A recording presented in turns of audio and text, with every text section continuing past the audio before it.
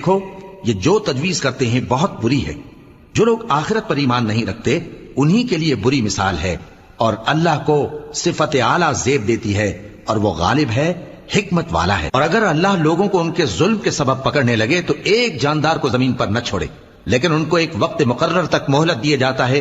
پھر جب وہ وقت آ جاتا ہے تو ایک گھڑی نہ پیچھے رہ سکتے ہیں نہ آگے بڑھ سکتے ہیں.